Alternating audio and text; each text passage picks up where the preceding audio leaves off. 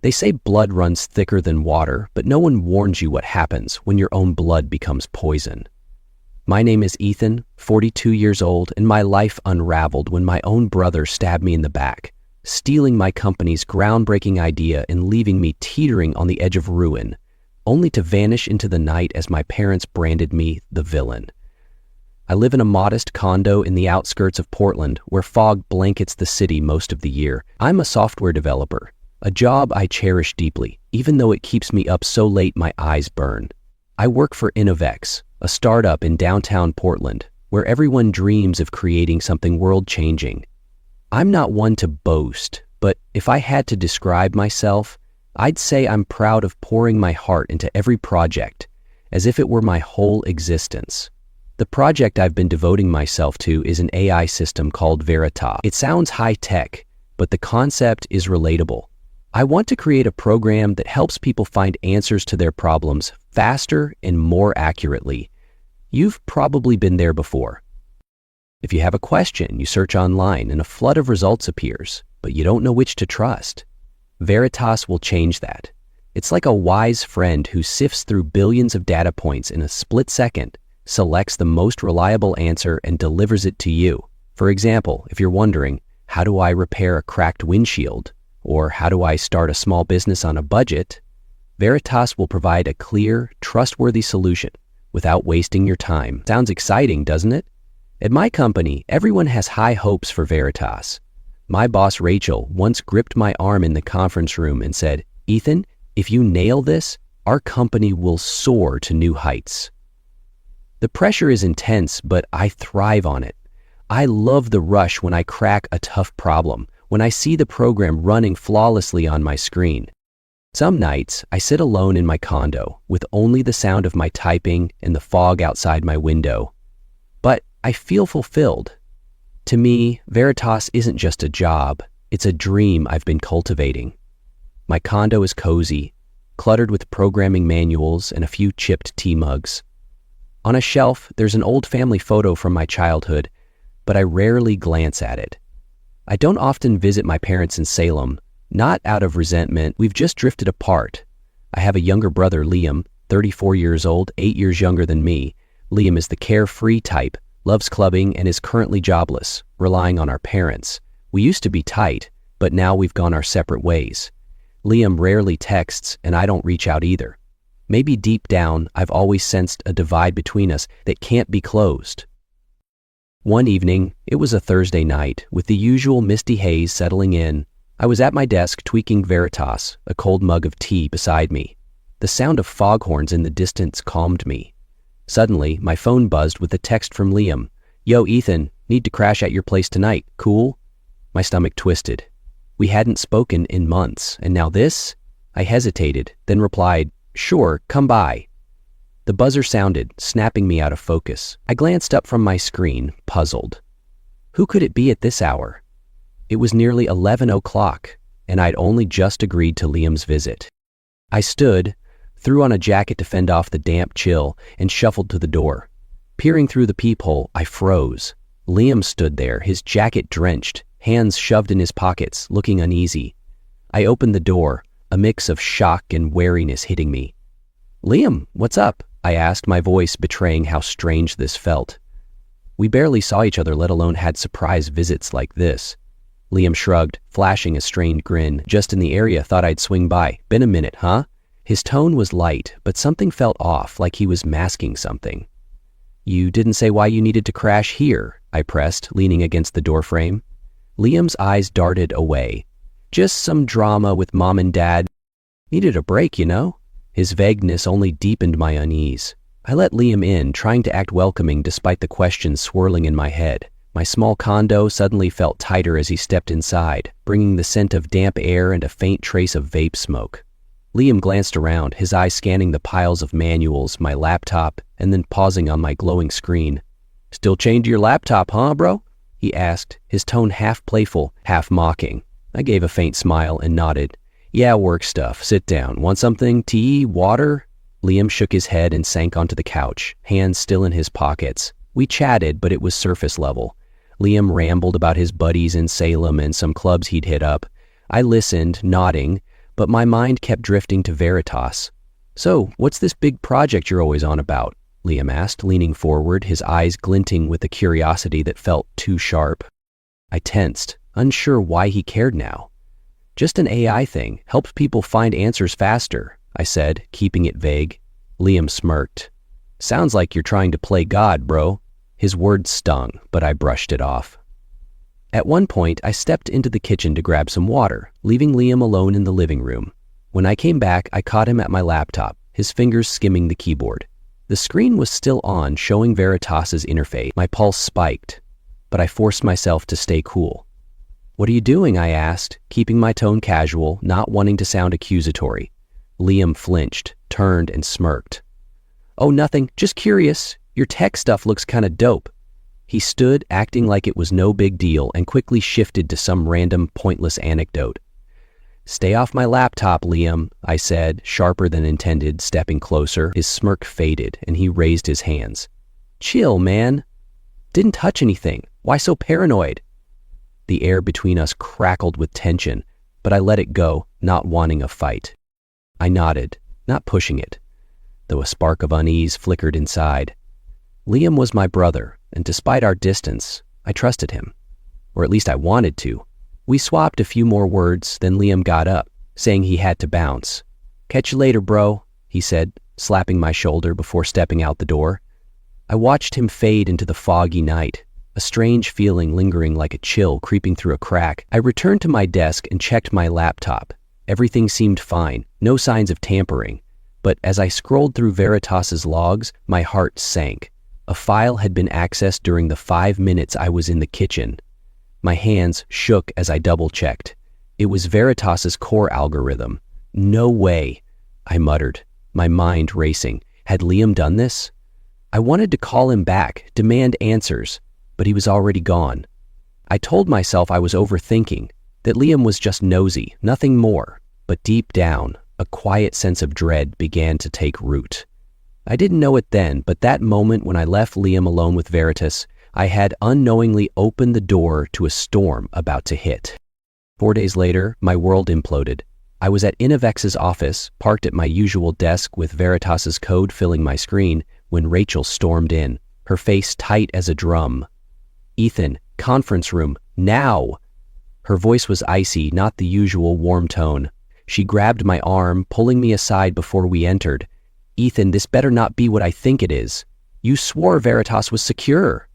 Her words hit like a slap, and I stammered, "Rachel, I don't know what's happening, I swear." Her eyes narrowed.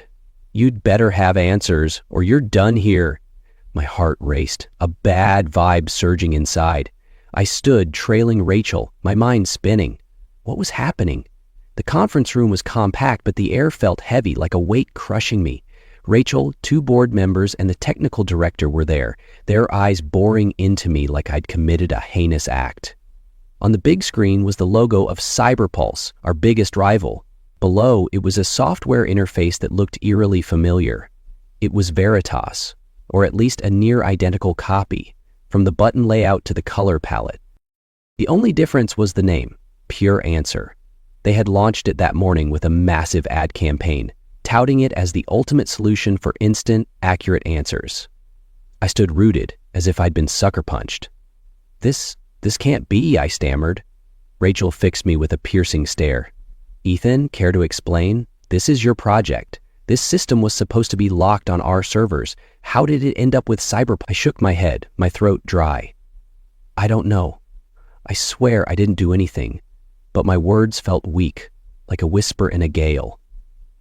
They didn't buy it. The technical director, Paul, slammed his fist on the table. "Ethan, we trusted you with this. Do you know what this leak means? We're finished." His accusation burned, and I shot back. "Paul, I didn't leak anything. Someone else got in." Rachel raised a hand, silencing us. "Enough. Ethan, you're the lead on this. If it wasn't you, then who?" I froze, Liam's face flashing in my mind, but I couldn't say it. Not yet. The board ordered a full system audit, tracing every access point. Rachel was blunt. "Ethan, if this leak came from you, accidentally or otherwise, you know what's at stake." I nodded, but inside I was seething. Losing my job was secondary. Veritas was my life's work, the result of countless late nights, the dream I'd built, bit by bit. How could it have slipped into someone else's hands? That afternoon, I was temporarily suspended pending the investigation. "Go home, Ethan," Rachel said, her tone softer but still distant. "We'll be in touch." I packed my things and left Inovex in the Portland fog, my mind numb. On the drive home, I scrolled through my phone, seeing CyberPulse's ads flooding social media. Pure answer. The solutions you need, instantly. Each word stabbed at my chest. Back at my condo, I collapsed onto the couch, staring at my laptop screen still displaying Veritas's interface. A wave of despair hit me, but I refused to surrender. I had to figure out what happened. Then, like a flash, the image of Liam at my laptop that night surged into my mind. His awkward grin, his shifty eyes, his fingers on the keyboard, and that accessed file in the log. It couldn't be a coincidence. No way. Or could it be? I shook my head, trying to dismiss the thought. Liam was my brother. Even if he was directionless, even if we were estranged, he wouldn't do that. But the suspicion stuck, like the damp chill in my bones. I grabbed my phone and dialed Liam, my hands trembling. It went straight to voicemail. "Liam, call me back. We need to talk. Now," I said, my voice shaking with anger and fear. No response came. I stood, grabbing my keys. I needed answers, and I'd start with Liam. No matter how painful, I had to face the truth. The fog thickened as I drove to Salem. The I-25 highway blurred in my headlights' glow. My mind churned, pieces falling into place. Liam at my laptop, his forced grin, his evasive eyes.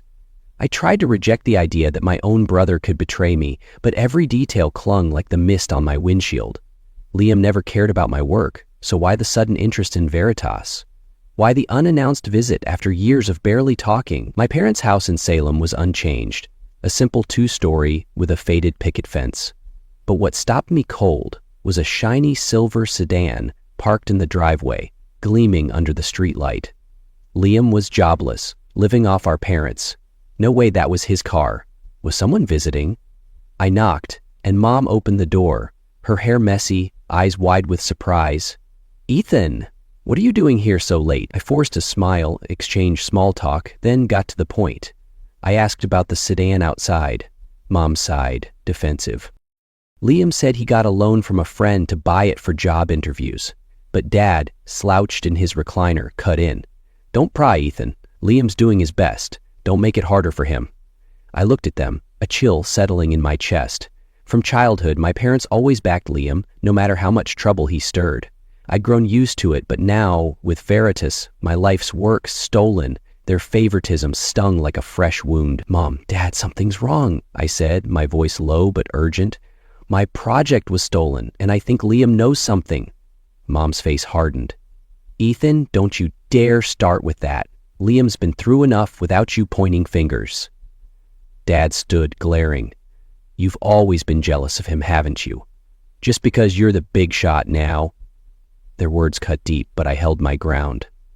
"I'm not jealous, I just want the truth." "Where's Liam, Mom? I need to talk to him."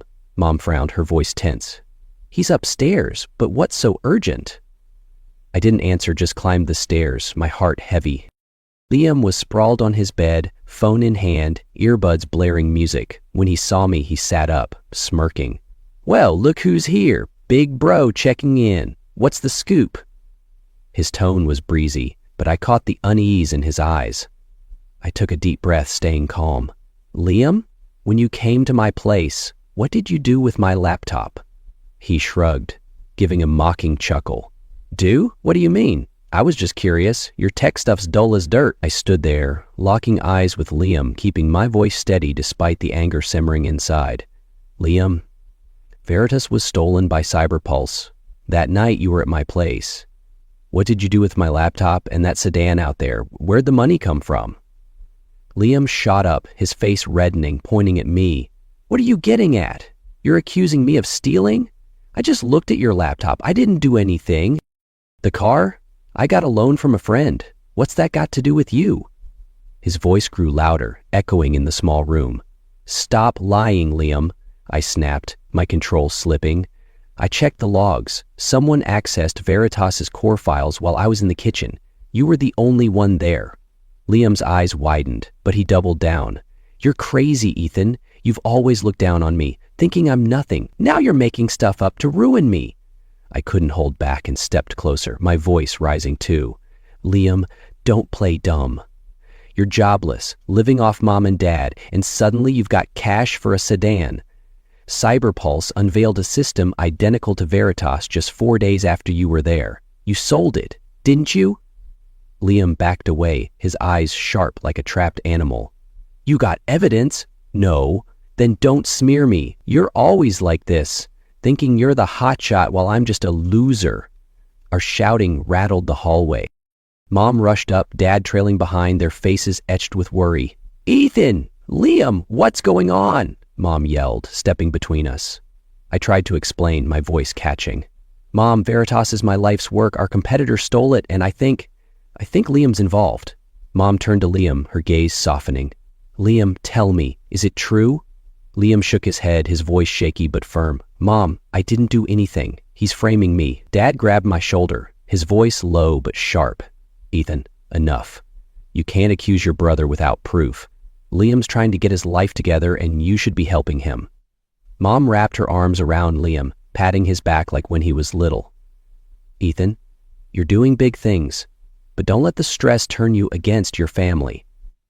Liam's your brother. You're choosing him over me again, I shouted, my voice breaking. You've always done this, Mom, Dad. He steals, he lies, and you act like it's nothing. Now my life's work is gone, and you're still defending him? Mom's eyes filled with tears. Ethan, how could you say that? We love you both. But her arms stayed around Liam, and that said everything. I stood there, watching my parents shield Liam, my heart splintering. Growing up, I was always the self-reliant one, while Liam was the one who needed coddling. He stole cash, flunked out of school, caused chaos, but my parents always made excuses. I'd gotten used to it, but now, with years of my work stolen, their bias cut deeper than ever. If my family doesn't believe me, I said, my voice cracking, then I have nothing left to say. But I'll find the truth, even if I have to do it alone. I turned and walked downstairs, Mom's voice calling after me. But I didn't stop. The Salem fog was thick, seeping through my jacket, but the pain in my heart was colder still. I knew from now on I could only rely on myself. I drove back to Portland through the mist, my heart heavy as stone. The sound of my parents defending Liam, his defiant glare, all of it sliced into me like a blade. My condo greeted me with silence, but it offered no solace. I sank onto the couch, my eyes landing on the family photo on the shelf. Mom, Dad, Liam, and me, 20 years ago when things seemed simpler. Or so I'd thought. Memories flooded back, sharp and painful. I was 12. Liam was 4. A cheeky but endearing kid. I remembered when Liam broke Mom's favorite lamp, glass shards scattered across the floor. I got scolded, sent to my room, even though I'd just been nearby. Liam's still young. You need to watch him, Dad said, his voice firm. I nodded, swallowing my tears, though I couldn't grasp why I took the blame. Later, at 17, Liam swiped money from Mom's wallet for video games. Mom knew, but just tousled his hair, saying, "Don't do it again." I stood silent, the sense of unfairness growing. By college, working 2 jobs to cover tuition, Liam had dropped out, partying and getting into trouble. But my parents always excused him. He's still young. He'll grow up. I never held it against them, just worked harder, thinking if I was successful enough, they'd see me, but they never did. That night, unable to sleep, I opened an old journal from college, flipping to a page where I'd written about Liam. He's reckless, but he's family. I'll always have his back. The words mocked me now. I slammed the journal shut, my chest tight. How had it come to this? I closed my eyes, trying to shove those memories away, but they clung like Portland's endless fog. Then, amid the turmoil, a spark of clarity hit. Veritas, the system Cyberpulse stole as pure answer, wasn't the finished version. I recalled clearly that before Liam's visit, I was fixing a glitch in the query algorithm. It caused Veritas to occasionally spit out wrong answers, especially for intricate questions, I hadn't patched it, so the data Liam took would carry that flaw. I sprang up, rushing to my laptop, my heart racing. Opening Veritas's interface, I checked the faulty code. As expected, the glitch was still there. If Pure Answer was built from my data, it would have the same weakness. I tested it with a tricky question. How do I invest in emerging markets with minimal funds? Veritas returned a flawed answer, recommending a fund that had collapsed. If Pure Answer did the same, it would be a critical vulnerability. I immediately called Mia, my closest colleague at Innovex. Mia, listen, Pure Answer might have a flaw. I need your help to verify it. Mia hesitated. Ethan, you're suspended. If Rachel finds out, I cut her off. Mia, this is my only chance to save Veritas. Do you trust me? She sighed, then agreed. Fine, send me the details, but you owe me tea. As we worked, Mia's voice crackled over the call. Ethan, if Liam did this, what are you going to do? He's your brother. I gripped the phone, my jaw tight. If he did it, Mia, he's not my brother anymore. He's just a thief. The words felt like poison, but I meant them. All night, Mia and I worked remotely, analyzing Pure Answer's public test runs. As I'd predicted, it gave incorrect answers to several complex questions, mirroring Veritas's glitch. I clenched my fist, a flicker of hope igniting inside. If I exposed this flaw, Cyberpulse would pay. This was the lifeline I had to seize if I didn't want to sink. The next morning, I stood outside Innovex's building in the light mist, my heart a mix of resolve and nerves. I was suspended, but I couldn't sit idle while Veritas, my life's work, was exploited by Cyberpulse. Taking a deep breath, I walked in, ignoring curious glances from colleagues. I needed to see Rachel and convince her we could turn the tide. Rachel was in her office, papers strewn across her desk. When she saw me, she frowned. Ethan, what are you doing here? I told you to stay home. I got straight to the point. Rachel, Pure Answer has a flaw. It was built from Veritas, and I know the flaw because I hadn't fixed it yet. If we expose it, Cyberpulse will collapse. Rachel eyed me, half dubious, half curious. Are you certain? If you're wrong, the company's reputation is on the line. I nodded, my voice steady. I'm certain. Give me and my team a chance. We can do this. After a long pause, Rachel nodded. All right, call your team. But Ethan, if you're wrong, it's not just you. My neck's on the line too. I smiled for the first time in days. Thanks, Rachel. I won't let you down. I rallied Mia and the tech team, 5 colleagues who'd been with Veritas from the start. In the conference room, I laid out the flaw in detail. Pure Answer's query algorithm gave wrong answers to complex questions, especially in economics and medicine, due to a data processing error I hadn't fixed. We'll dig deeper, gather proof, and go public, I said. Mia nodded, her eyes sparking. Cyberpulse has been hyping Pure Answer like it's flawless. If we drop this, they'll be blindsided. All day we worked tirelessly. Mia ran hundreds of complex questions through Pure Answer, documenting the faulty responses. I and 2 other engineers analyzed the stolen codebase, confirming it matched Veritas down to the smallest details, including the flaw. By evening, we had a comprehensive report. Pure Answer not only gave incorrect answers, but also made risky recommendations, like suggesting investment in defunct firms or wrong medication dosages for hypothetical patients. I pitched a PR plan to Rachel. Cyberpulse spent millions marketing Pure Answer. If we expose the flaw now, the press will eat it up. They'll lose all credibility. Rachel agreed and looped in Innovex's media team. 3 days later, we held a press conference. I stood before the crowd, my voice shaky but firm. Cyberpulse's Pure Answer is unreliable. It gives wrong answers, putting users at risk. Here's the evidence.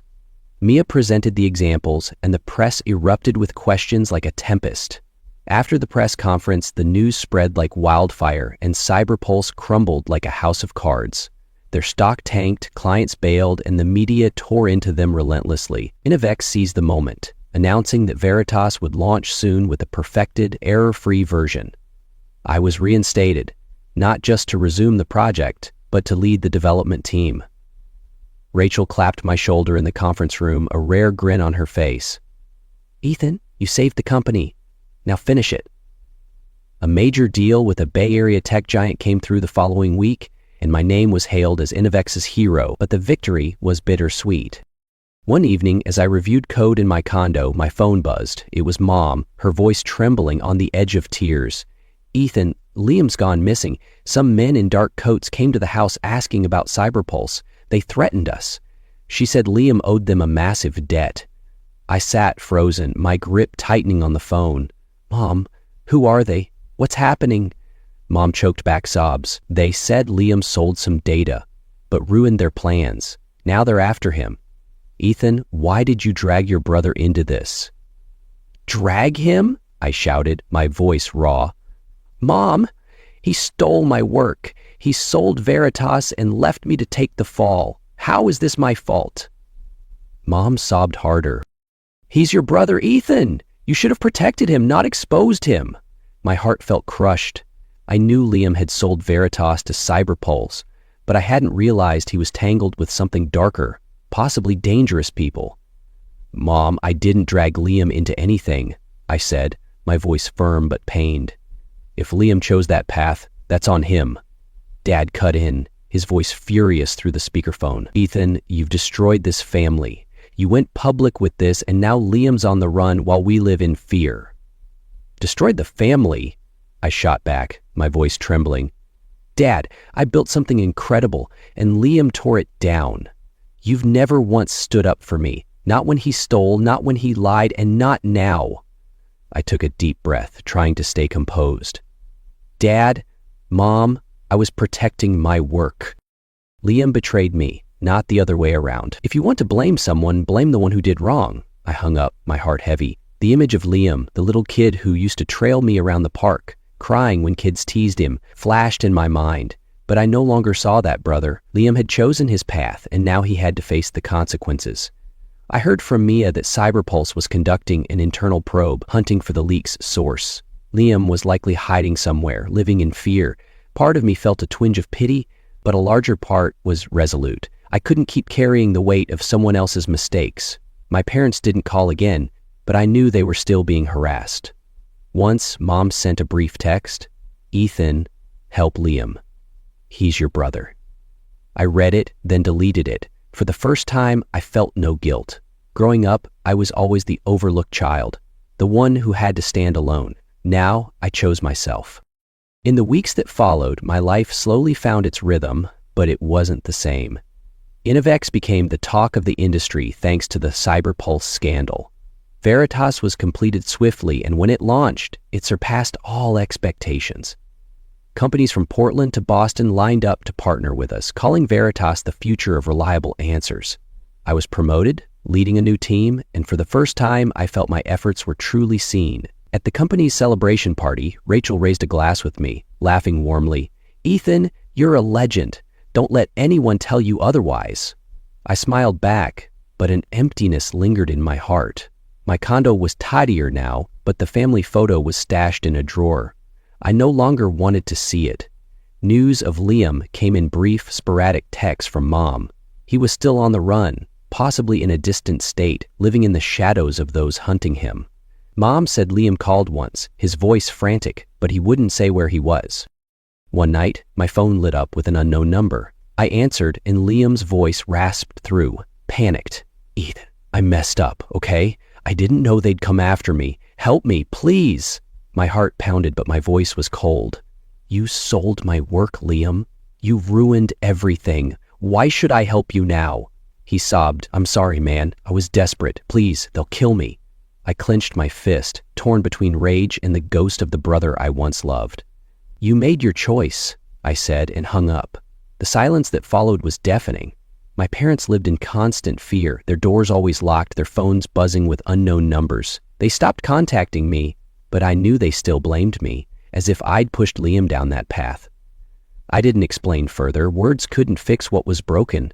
Sitting alone in my condo, watching the Portland fog drift outside the window, I reflected on everything. I used to believe family was a sanctuary, that blood would always hold us together. But Liam taught me that blind trust, even in family, can lead to pain. He betrayed me not just for money, but out of selfishness and an envy I'd never noticed. My parents, with their skewed love, had unknowingly fueled Liam's mistakes and the rift between us. But I also learned something greater. Sometimes protecting yourself is essential. I stood up not just for Veritas, but for my self-worth. I was no longer the quiet boy who swallowed injustice, no longer the older brother who always yielded. I chose my own path, even if it was solitary, even if it meant severing ties that once held me close. Now, every time I open Veritas and see it helping millions find answers, I feel a sense of peace. Not because of the success, but because I know I did the right thing. The fog still lingers, but I no longer feel cold. I found my own answer: to live true to myself, no matter the cost.